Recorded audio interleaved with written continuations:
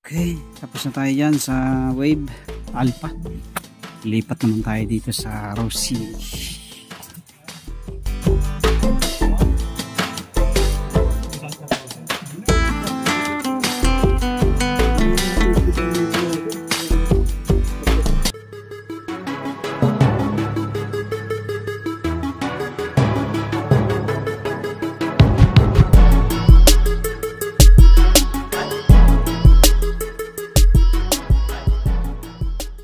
What's up? Good morning sa inyo lahat mga kadit, at meron tayong ginagawa dito ngayon. Ayan, nagpapalapa tayo ng bulb sa Rosie. Ayan, top overhaul tayo, palit black kasi natuyuan siya. Eto, nagkaroon siya ng gas-gas sa cylinder wall. Ayan. So umusok to ng parang nagsisiga. So pinabili ko yung may-ari. Actually last Sunday ko pa to binaklas. Pinabili ko lang yung may-ari ng mga piyesa kasi wala tayong piyesa ng Rosie dito eh. So ang nabili niyang black ay MP. So okay na rin naman yan. Kung pandito lang naman sa subdivision. So kung orig ng Rosie ang hanapin, wala tayong makikita nun. Puro replacement lang talaga pag mga ganitong mga Rosie. So nasa pagsisit na lang kung magtatagal siya o hindi. Ayan. Tsaka nasa may-ari rin syempre. So alaga lang talaga sa langis kahit anong motor. Kasi pag pinabayaan ay anong nangyayari, talagang bibigay. So ito natuyuan to ng langis kaya ito nagkaganito. So ngayon sinisit na natin.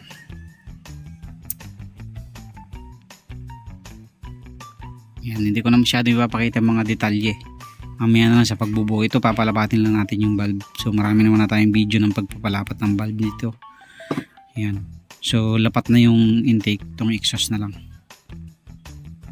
Mga kadate, ayan, wala nang tagas.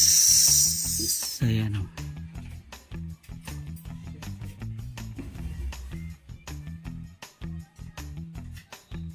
So dapat may tutulo na yan kasi may laman yun. Okay, so pwede na natin iset to, tapos na, lapat na pareho, ililinisan na natin tapos isiset na natin yung bulb. So ito na mga kadit, nakatapos na tayo mag cleaning, mag bulb lapping. Yan, napalapat na natin yan, tapos ano na natin to, nilihan natin dito sa tiles para pumantay. So i-assembly na lang natin yan. Yan na yung mga piyesa natin, oh. So assembly na lang tayo. Okay, sampak tayo.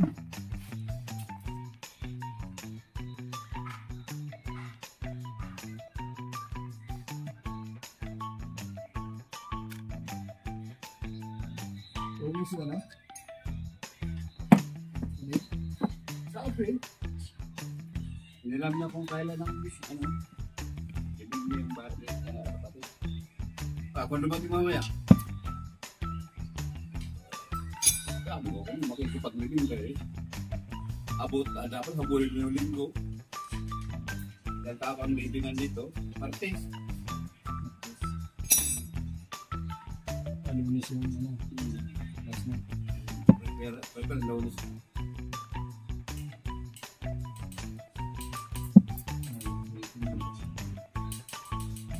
Kakain.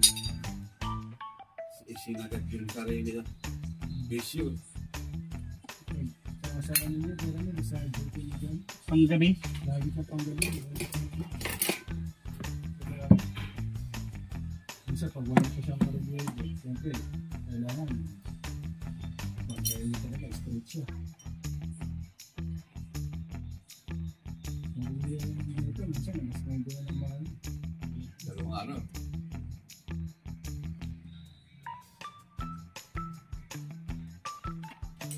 Yung ba naman nagtatawa-tawa lang po lang. Yung lang yun, tawa-tawa. Pero kasi pag si talaga pag-sipin ito kung naman sila. Kasi kapag-aral din naman. Mas nga lang hindi nakatapos.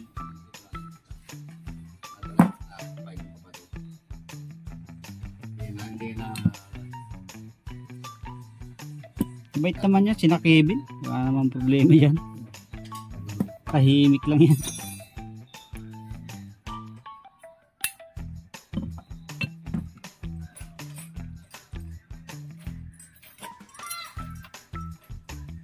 Pagawa. Bakit mo? Malusok mo.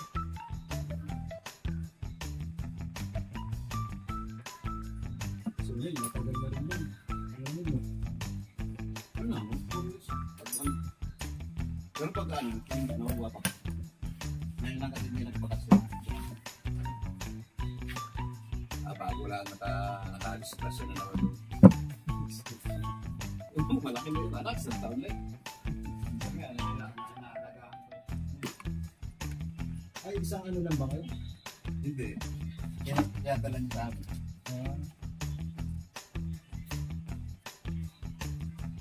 Lapit lang din pala siya. Yan ang yan pinag-12 sa trabaho. Tawa naman at tambal. Saka ba, ano bang ano mula ka doon? Sa ano, production ako. Production? Marinating ako ng chicken. Para mag-unbox. Unbox na ako. Pinirata ng bus ko yung unbox. Kaso wala ano eh. Pinakamalaking sa dyan. Segment?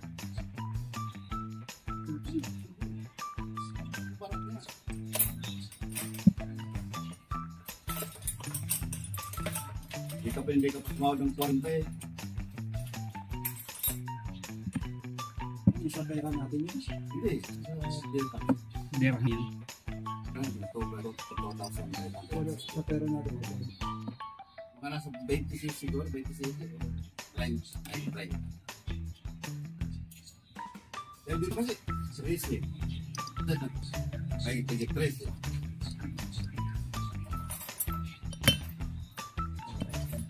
Ay, siguro ako kung wala ko hindi ko pamahalan sa talong ko. Hindi ko. Paano ko pa itong mag-asawang ko? Wednesday. Okay. Because, my process. Ayun po, ari itong ano ko.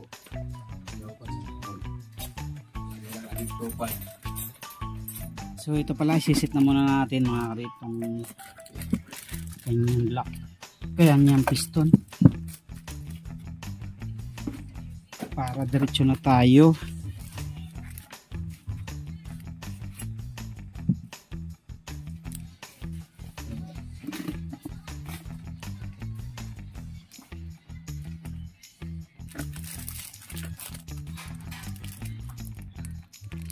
So ito yung kanyang mga piston ring.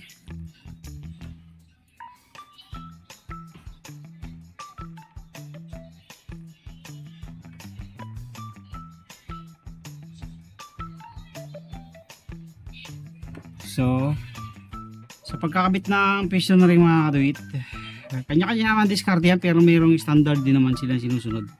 So ito, may standard tayong sinusunod. So itong oil ring, dapat yung bend nya ay pataas. Ayan, pataas.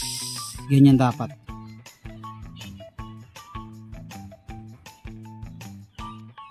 Yan, ganyan. So ito yung una nating ilalagay sa intake.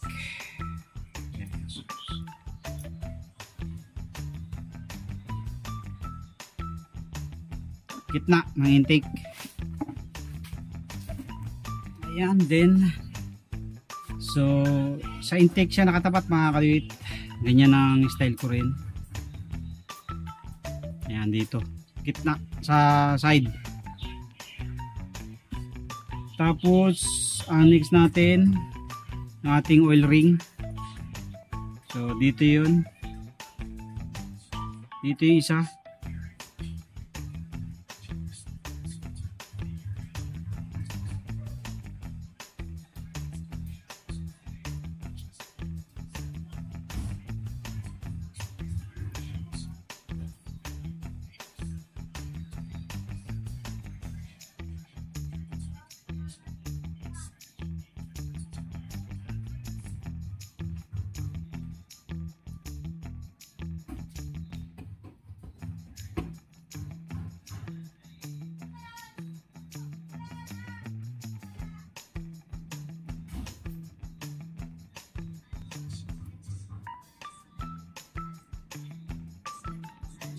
Okay. So dito yung isa sa isang oil ring natin.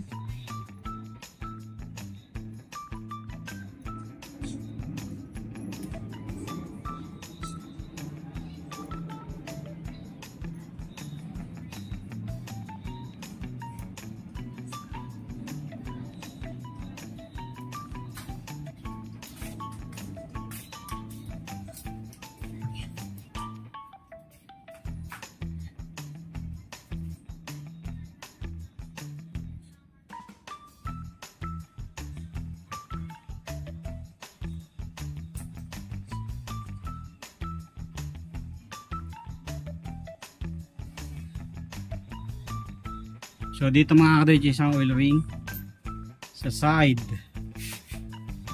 Tapos itong isa dito naman sa kabila. Sa exhaust.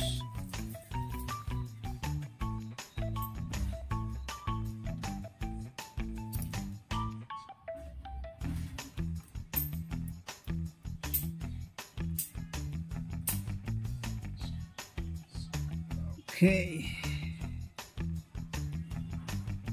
So ayan, magkaganyan yung ating oil ring. Isa dito, isa dito. Tapos yung expander ring natin nandito. Yung oil ring natin dito. Expander ring. Ayan. Tapos yung second compression ring natin ay dito. So yung magaspang ang sa ilalim. So kung may tatak, ayan katulad niya may T. Yan, ito ay sa ibabaw. Yan, pag may T. Tapos yung hindi magaspang, ito ang sa top ring natin. Yan, ito. May T din. So yan ang sa ibabaw. Yan. So tapos ilagay natin ang second compression ring, dito natin siya ilalagay. Ayan. So dito yung ating expander ring. So dito naman yung ating second compression ring sa gitna, sa right side ng intake. Pag nakababa yung piston. Okay, so dito yan, right side. Tapos yung ating first compression ring, yan, ito yung marking, dito siya sa exhaust nakatapat.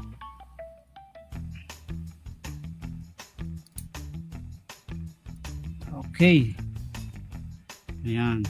So dito expander ring, second compression ring, oil ring na isa, oil ring na pangalawa, tapos ito yung ating top ring, yung first compression ring. So bahala na kayo. So marami namang style yan, kanya-kanya namang style din. Minsan hindi sinusunod yung standard. So pero ito yung ating style dito. Okay, so i-assembly na natin. So I think okay naman siya kahit hindi na natin i-honing. Yan, makinis naman siya. Lagyan na lang natin ng langis para malinis at madulas. So ilagay na natin. So ang pwesto niya ganyan. Ito yung tatandaan nyo, ito yung intake. Ayan dito sa side na to. Ito yung ibabaw, ito yung intake, tapos yung ilalim yun ang exhaust. So ang lagay ng piston,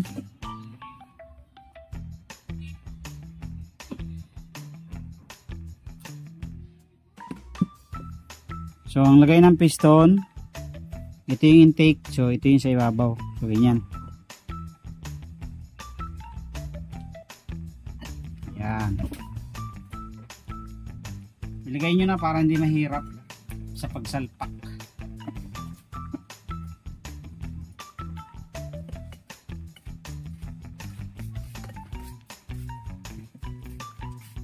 So yan na. Set na lang natin yung mga gasket dito para diretso na tayo.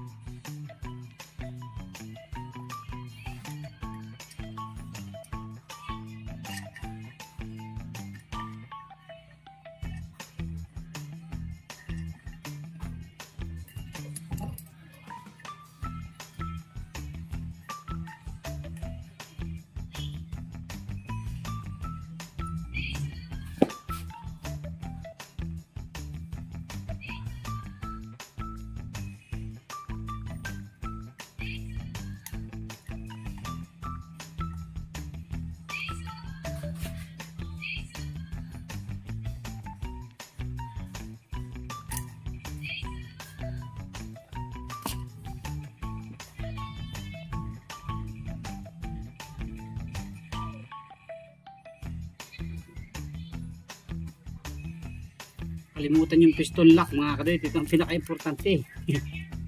Piston pin lock. Ito kalimitan na malilimutan.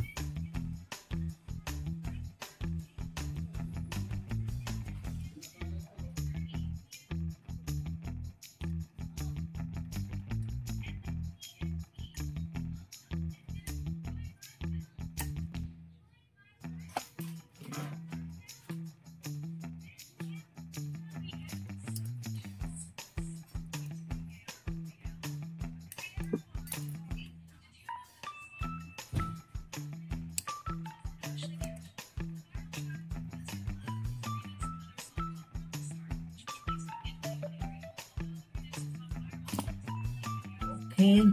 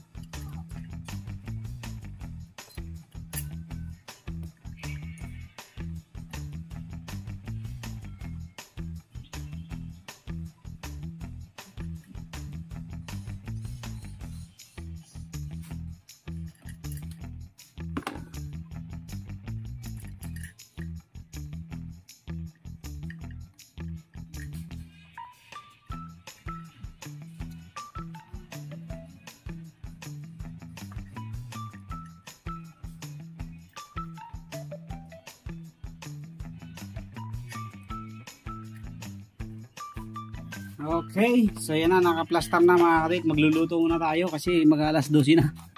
Mamaya naman ulit.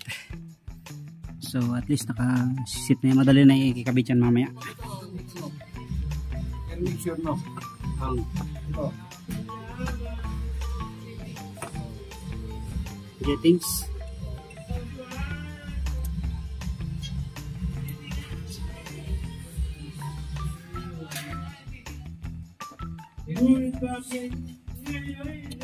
Dito ba?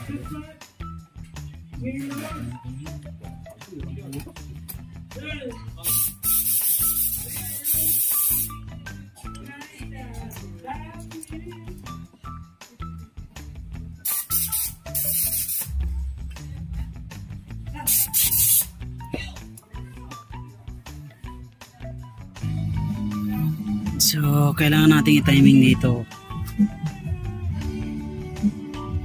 Yan.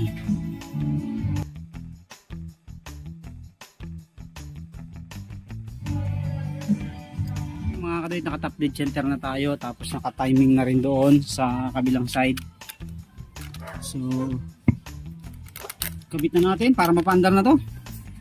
Magamit na ni parehin to.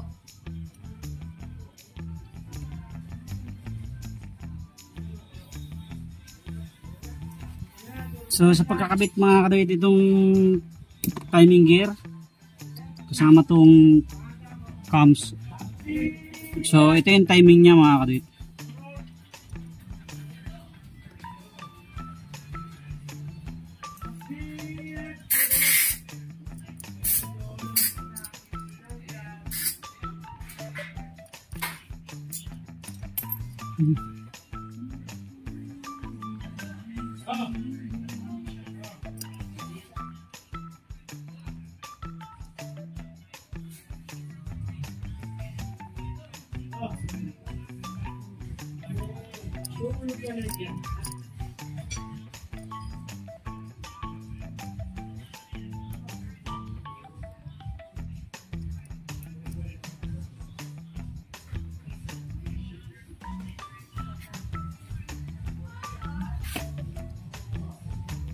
Yan.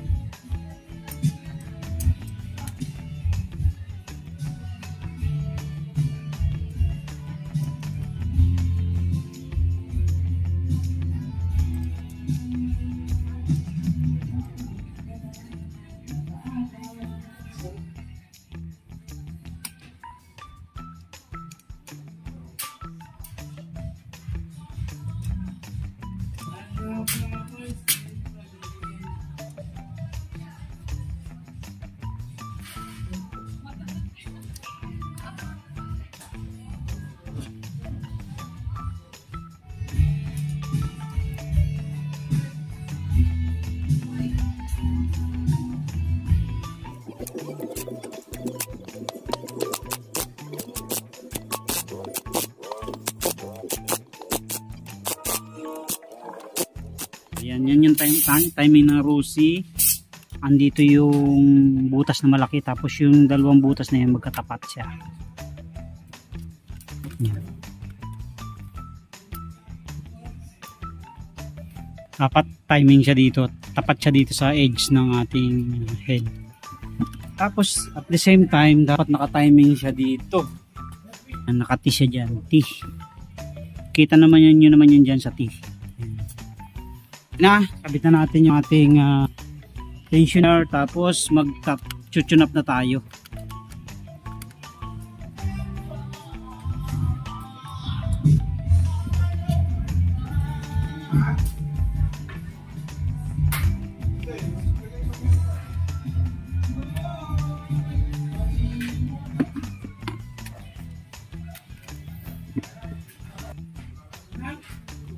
Tune up.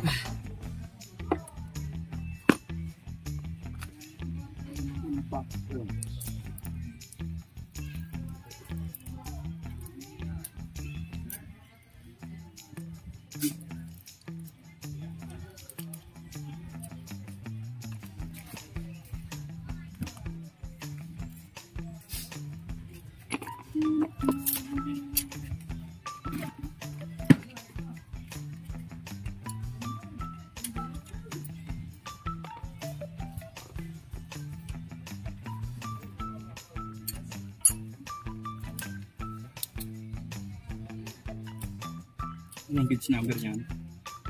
0.8. Size sa baba. Size 7. Size 7, size 8.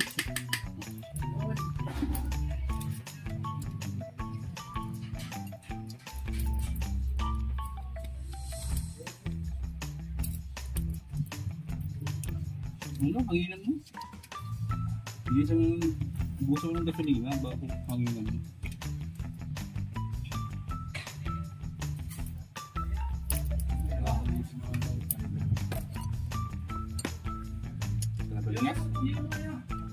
Doon sa may taas ang doon sa taas sa taas puno at manipis.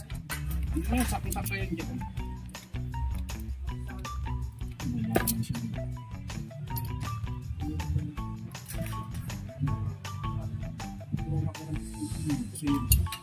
Saan yung busina?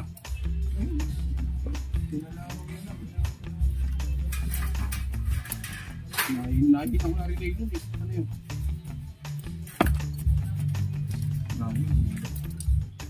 Mahalo ang tubig, mga gasolina. Ano yung gasolina niya? Parang nagiging tubig. Sirahan itong pagkakas.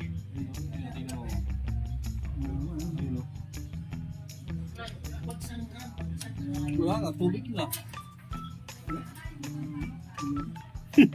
Kaya napansin ko yan, ba't parang ako nagiging tubig pag nakahanginan? Eh, ako namumuho. Ito na ano niya, oh. Ayun. Ano, gas?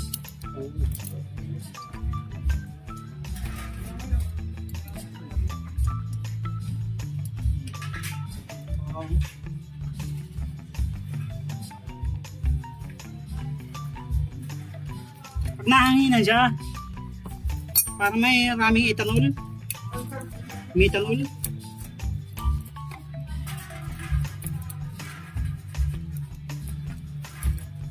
Ganyan ang gasolina pag maraming may ethanol pag na.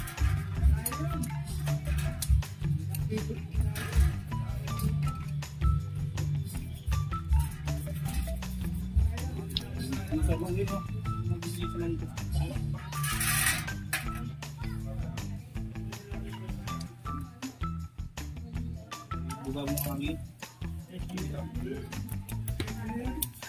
Buka kami.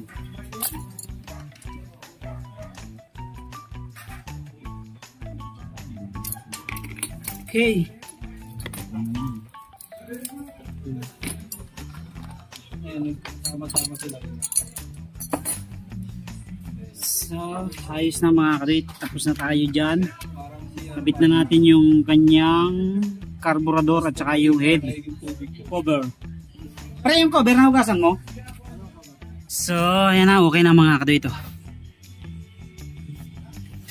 Set na natin. Testing. Uy! Eh, Sumasabi? hindi. Bago lang yan. Up. Okay. Ayan na. Nag-pump na mga kadit. Okay. Kabitan natin yung cover. Solid ah. Kita mo yung tunog no? Parang mataginting. Parang barko.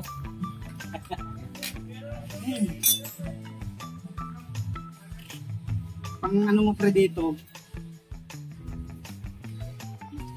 Pang ano mo? Lustrade to, di ba? Lustrade. Ay, yung isa? Yung lustrade dyan ano yung isa. Lalagyan natin ng ano yan.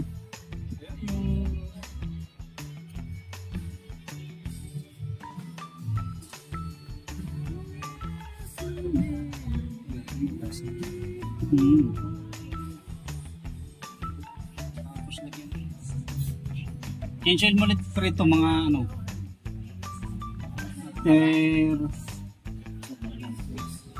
Hindi. Lang.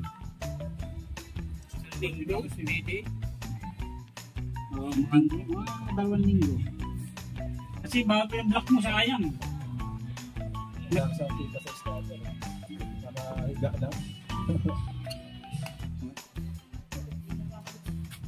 Ito na mga katay, tapos na. Sige, testing.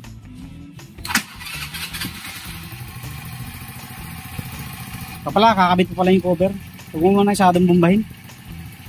Matigas yun eh, matigas pa.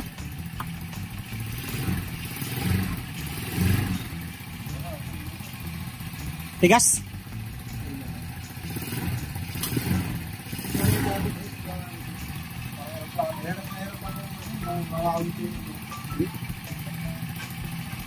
Hindi siya naglalaro.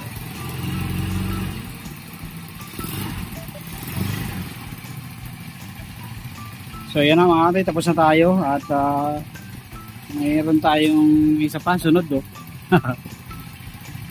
Palit block tayo dyan, palit valve seal, tapos mga gasket. At least okay na. Grabe usok niya nung nakaraan. Hindi pa pala higpit pre yun. Higpitan mo na yung tambutso. Mamaya na kaya? Baka maipit ka pa. Maya konti. Anuin muna natin. Medyo matigas pa yan eh. Steel bore kasi yan. Okay, so ikakabit na lang yung cover dito at saka yung hihigpitan yung tambutso. Okay. So, eto na mga kadit. Tapos na tayo dito sa motor na ito. Ayan. Ito yung ginawa natin. So, dinikita natin yung head kasi last time nagkaroon ng leak. Tapos lustrade na yung isang tornilyo sa kabila. So, ito yung bagong block na kinabit natin. Ayan. MP. So, one click na to.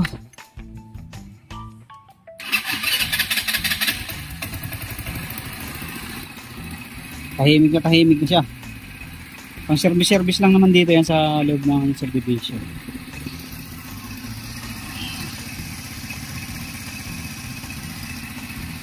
Pang construction ba?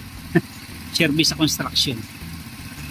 So at least okay na, nakabit na lahat yung mga dapat ikabit. Tambutso, tapos kanina ito okay na rin.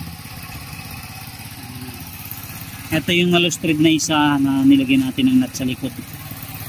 Ayan. Okay na yan, ready to use na ulit. Thank you, God bless po.